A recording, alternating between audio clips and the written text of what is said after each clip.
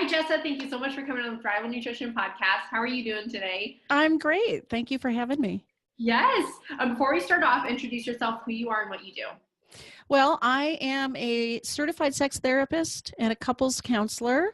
I'm in private practice in Seattle.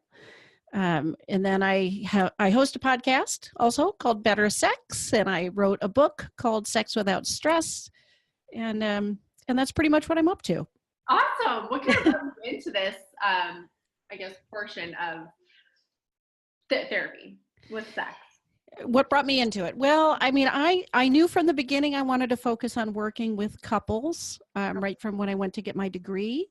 And very early in that training, a sex therapist came and she described that most of her work she considered to be grief and loss work. And there was something about that statement that just hit me in the gut. Like, people are suffering when their sex life is not working. Yes. So there is this grief and loss, and it's profound. To me, sex is such a birthright, and it's such a powerful part of our relationship with an intimate partner. And it was just one of those lightning bolt moments. I knew right then. It's like, okay, I want to be a sex therapist. And it took me quite a while to go through the whole process and get certified. And, it's quite a commitment, but I knew from that moment on. But I think that's a great thing to focus on with therapy, right? And it's also like an uncomfortable topic for some people. I'm all about like, let's just dive in. Let's talk about sex. I'm all open. Yeah. But there are so many benefits, which is kind of where I would love to start off, is like the benefits of having an active sexual relationship with your partner and how this kind of benefits socially in your relationship and even like the health benefits of sex.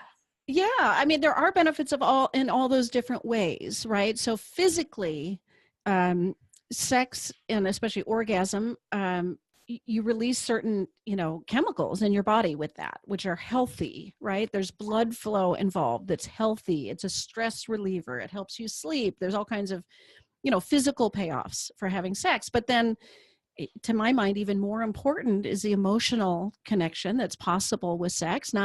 It's possible to have very unintimate sex.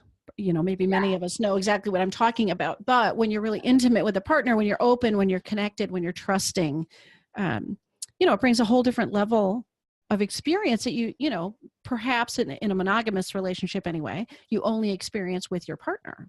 Yes. Yeah. And even if you aren't monogamous, you only experience it with a certain percent, a small number of people. So. Right. Well, yeah. I mean, I think we all are there with the difference between sex. Having right. Sex, like you said, better is just sex, but there's no emotion involved. Right. It's different when you get married, and you don't have to be married, but you have that partner, and it's just something that's just between you two. And I think we've all experienced that. Yeah, well, I mean, maybe not. Hopefully everybody will at some point. But, it takes a depth of sort of self-knowledge and willing to reveal yourself. It's just so core to who we are. And to get to that point where you can do that with someone else and have that shared experience with them is very powerful.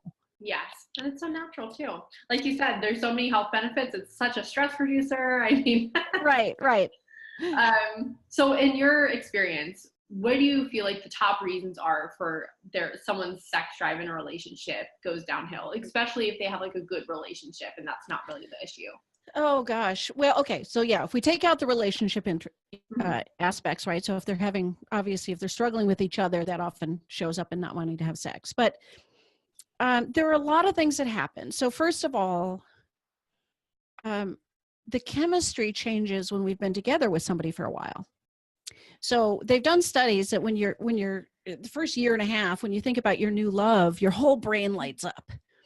After that, you think about this person that you love more than anything. And the part of your brain that lights up is the same part where we store a grocery list. So literally the brain chemistry is different. So that whole honeymoon infatuation period is a real thing. And that changes. Right. And then there's, I love that part so much. No, I know. It's really intoxicating. Actually, I would say it's literally intoxicating. And so some people chase that, like constantly new partners. Yeah. It's very, that stuff's attractive. It's like the low hanging fruit, but that's something that we're certainly up against in a longer term relationship. Mm-hmm. And there are changes that come with age. with illness or disease or, all the various things that can happen in our lifetime. You add in children, which are a huge drain of energy and resources and bandwidth, job stress. I mean, all kinds of things can sort of get in the way of that easy access to desire. Then we also, certainly if you're dealing with any sort of illness or disease or medication, right? The effects of medication make a big, big difference. And then the other thing that can happen is our desire can be what I call more reactive. So some people have very proactive sex drive. They think about sex, they get spontaneously interested or aroused or horny. They want to seek it out, and we tend to be more that way in that honeymoon period too. But then our desire tends to get more reactive. So we may not think about sex that much, or we don't feel spontaneously interested.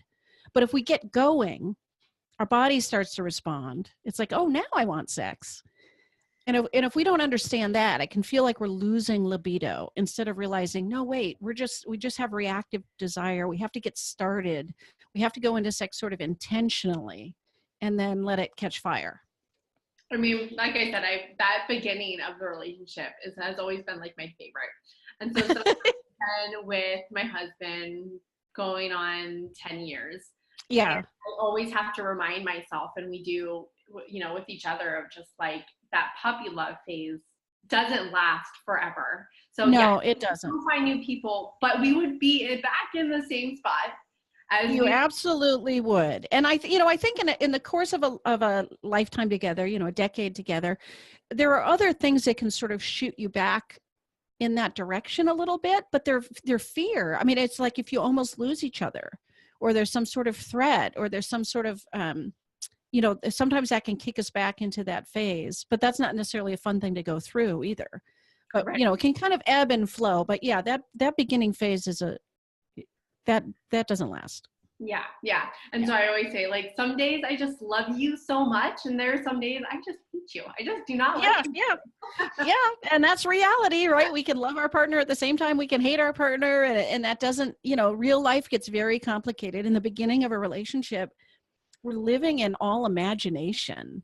Yes. Like we don't know each other yet. So we're just, all we see is the best. That's what gets reflected to us. Like we're not down in the dirt with any of the nitty gritty stuff yet. And that makes a difference down the road, right? When we've got to accept our partner for the good and the bad. Yes. When you see patients, do you feel like the patients come in kind of knowing why their sex drive is low? Like, oh, it's probably low because of the kids, or because of we're really stressed out or something? Or do you find that you kind of have to dig for that? I think that most of the time when clients come in, they think something's broken. So they have a fear that something's wrong with me, that I'm not feeling desire the way I used to, or it's not working the way it used to. So I think, for most people, there's a sort of inherent fear that something's broken. So it's, one of the things I do, of course, with clients is like, no, nothing's broken. This is, of course you're struggling. This is totally normal. People have struggled with this all the time. And there can be this huge relief around, oh, okay, so I'm not just with the wrong person, or it doesn't mean our relationship's broken, right? Like that has to get out of the way. And then we can start to look at, why does it make sense that you're struggling? And especially, where do your expectations set you up to feel like failures when, like people have so many unrealistic expectations. So I can try to help to correct that too. Yeah, like my expectations of when I leave for work and I come home, so my husband works from home, I'm like, the kitchen will be clean, the laundry will be done, he'll be doing a bath for me when I Yeah, or even the expectation of, wait, it should feel as easy now to want sex as it did when we were first dating. Yeah, like something must be broken because we don't have that early new relationship energy, as people call it.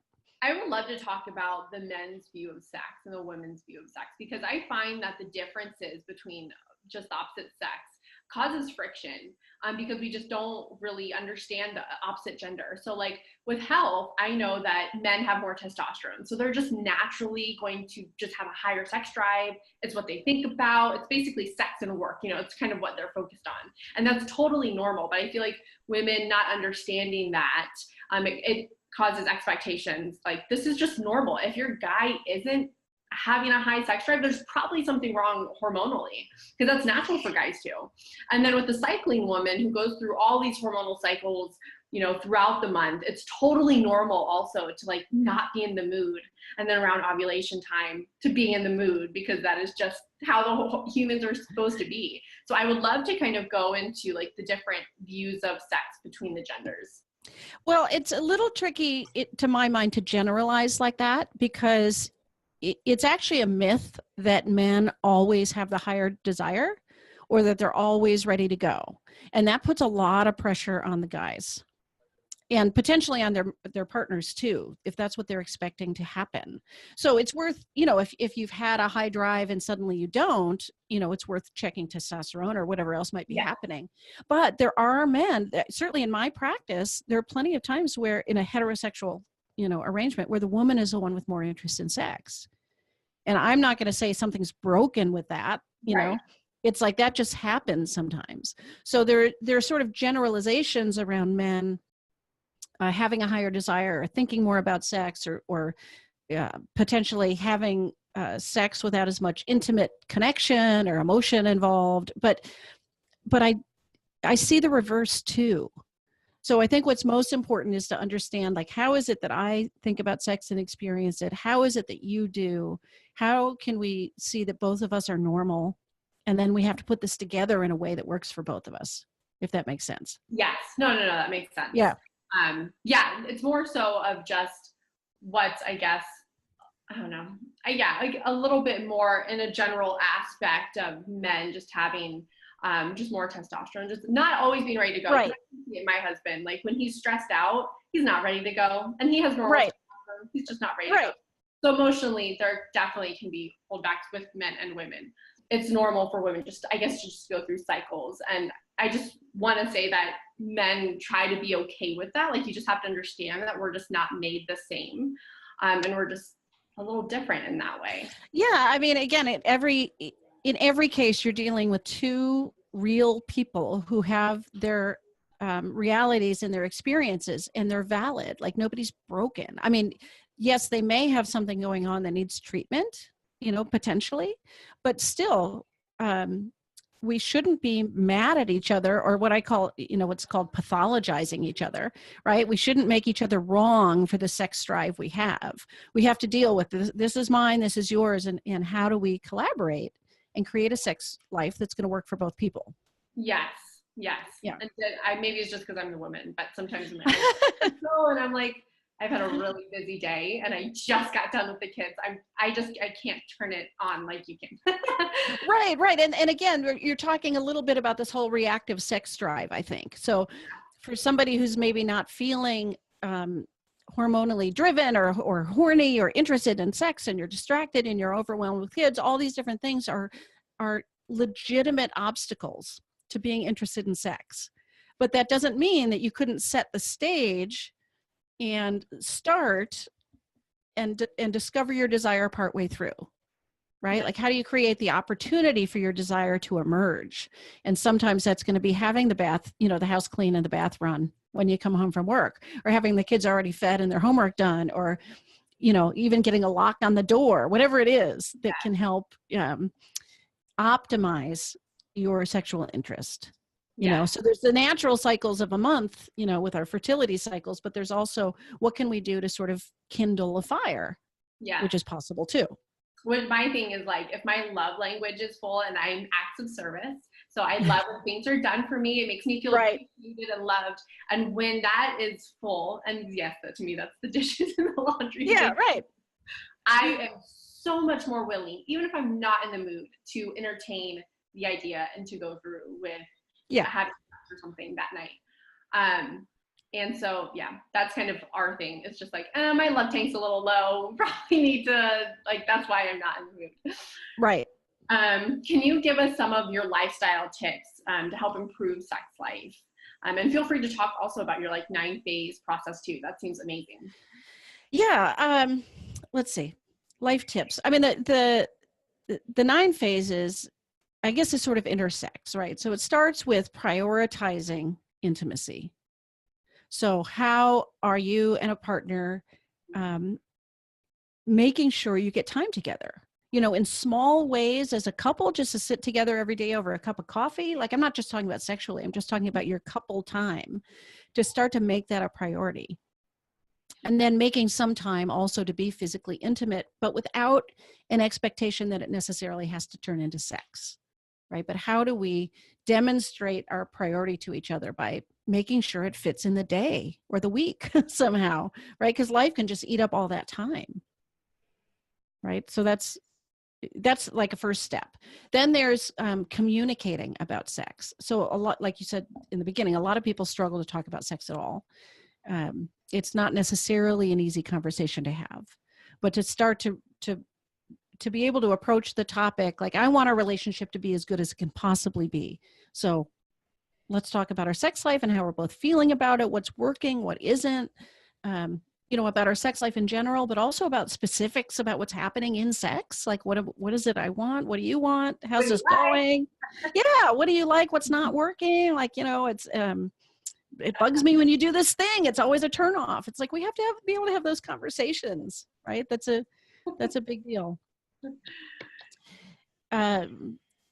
Step 3 is, I alluded to this before, it's sort of accessing desire.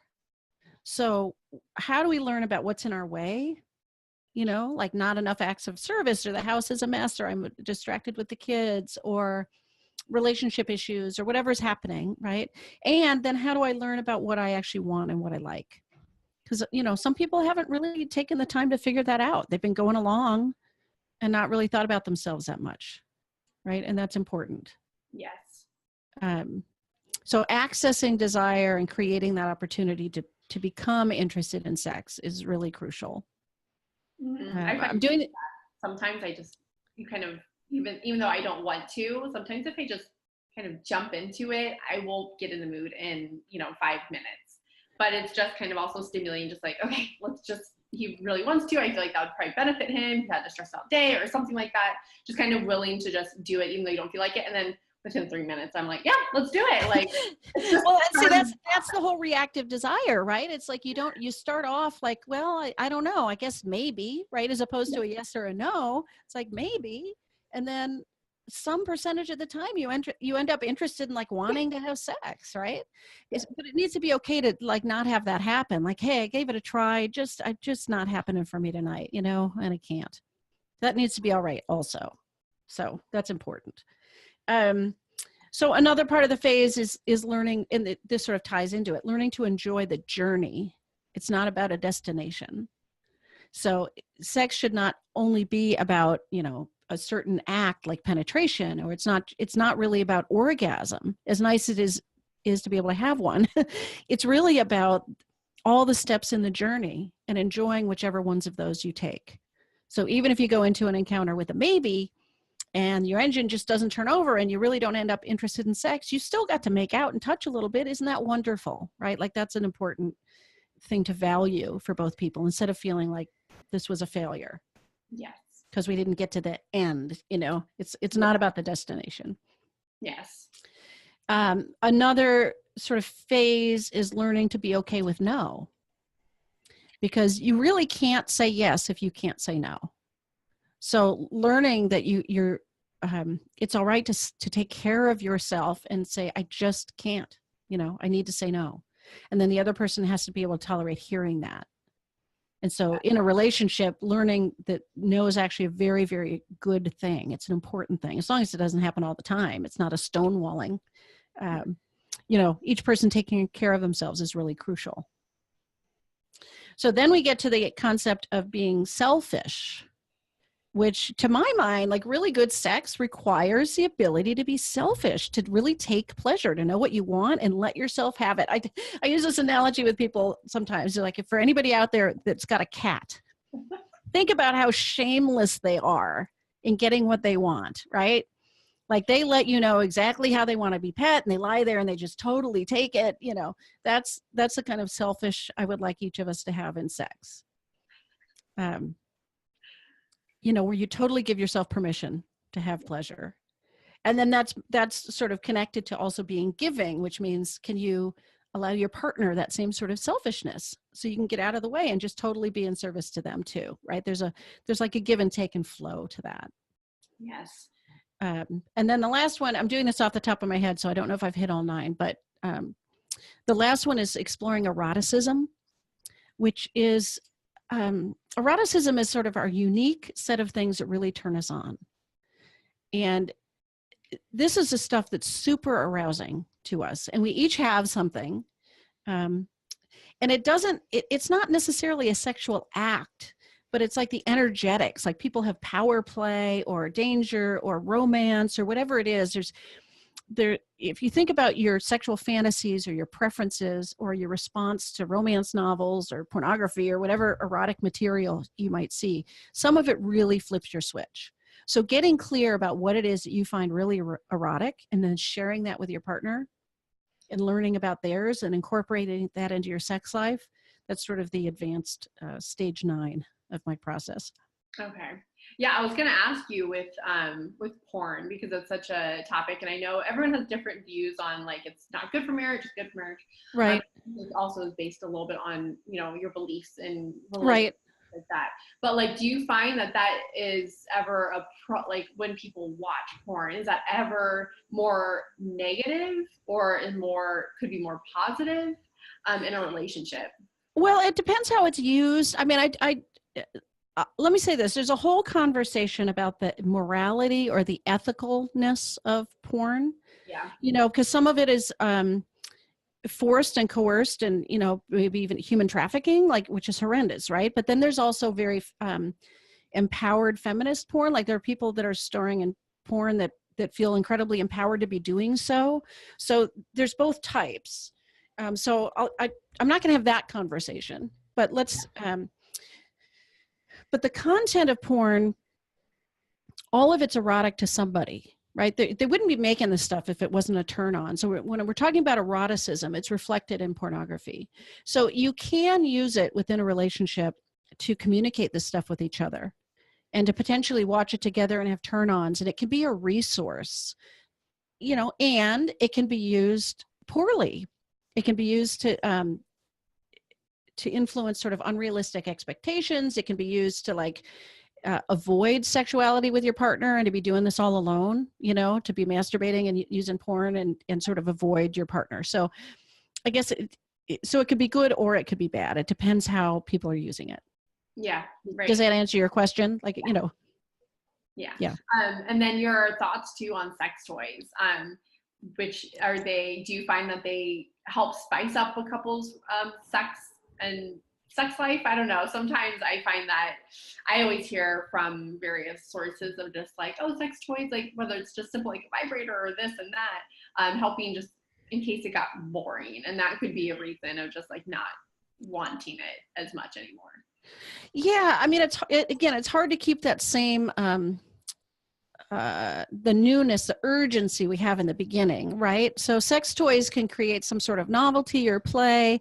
They can tap into eroticism. So again, if you're talking about blindfolds or restraints or, some of that can really tap into what each person finds erotic. So there can be a lot of power in that. And then things like vibrators, sometimes we just need that level of stimulation. Like they're just really an aid to sexual functioning. So I wouldn't even call them a toy at that point, so there's nothing wrong with if you need a certain level of stimulation and it takes some mechanical device to get that, then that's a great boon to a relationship. I don't really see any problem where sex toys, I'm having a hard time imagining where sex toys are a problem, right? Yeah, I feel like it would only benefit. Yeah. I mean, it's possible that one person is really into, whips and chains or something, and the other person isn't. So then there's got to be some sort of negotiation or collaboration. Some of the stuff might just be off the table. Right. But yeah. Right. Is there anything else that you're going to share with us about, experiences that you've had and seen that were helpful for people who are kind of going through a lull in their sex life? Well, the biggest thing really is to start to talk about it with your partner. So like the book I wrote, Sex Without Stress, is based on the phenomenon that I see with a lot of people, which is what I call the sexual avoidance cycle. So when sex starts to feel problematic or it's not living up to our expectations, we start to feel bad about it. We're starting to feel disappointed. We're starting to feel afraid that something's wrong. It's very natural to start to avoid it at that point. So people start going to bed at different times, or they're not talking about it, or they're pretending to be asleep, or, they just, they're avoiding sex. But that increases the pressure around it. Like, it doesn't get easier. This becomes the elephant in the room, and both people are really aware that we're struggling, but we're just not having it. We're not talking, and they're starting to feel really bad. And that makes it just that much harder to have an enjoyable encounter. Yes. So this becomes a cycle: disappointment, avoidance, pressure, disappointment, and a lot of people get stuck there. So the biggest thing is to change your expectations and realize that you can't fail and nothing's broken. It's totally normal to struggle. In fact, everybody's going to in a long-term relationship at some point. And then to be able to really communicate with your partner.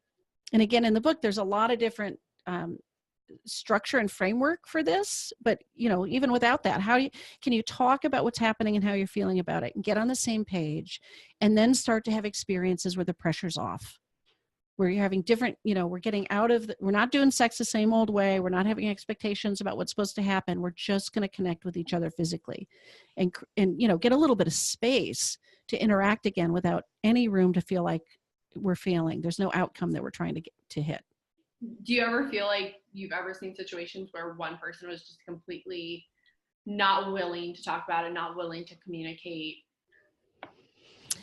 Yeah. I mean, I guess by the time they're coming into therapy, they're willing, but sometimes, one person is really insisted and the other one does not want to be there, doesn't open up. And it's a real problem. I mean, because by the time somebody's coming to therapy, they're sort of saying, I can't do it this way anymore. And so if one partner won't participate in that conversation, sometimes that's really the end of the relationship, or somebody's staying in this relationship, but they're really, really unhappy. Right. This is where it goes really badly. So if your partner is talking to you about concern about your sex life, I would just really invite you to see if you can set the defensive-ness aside and have the conversation. You're not broken. This is workable. You can get through this, but it takes being willing to sort of show up at the table and really try to address it together. And every situation is co-created. There's not one person who's broken. There's not one person who's at fault. There's not one person who's wrong. Because a lot of people come into therapy that way. They think the person struggling with desire is somehow the one with the problem. That's not the case. You each have your contribution. You each have stuff you need to work on. And so it helps to have that conversation when you realize, wait, it's not just, me that has the problem. Thank you for clarifying that. Yeah. I think that also eases some of the burden that we might feel that we, me or you is just the problem. Right. It's really common for the person with less desire to be identified as the one with the problem. And I'm telling you, that just isn't the way it is. It's always 50-50. There's room for accountability on both sides. So we get people on that page and they can work together, towards solving it. I love that. So where can we find you? I know that you are where are you located at? I'm in Seattle. Do you see people virtually? If they live in Washington State, but because therapy is state licensed, I can't cross state lines. But my website is jessazimmerman.com. I've got a free quiz there. You can find the book there. I am just launching an online course that walks people through the content in the book and through this process. And because that's not therapy, anybody in the country could do that. Nice. And all that information's on the website. Awesome. Well, thank you so much for coming on today. Yeah, you're welcome. Thanks for having me.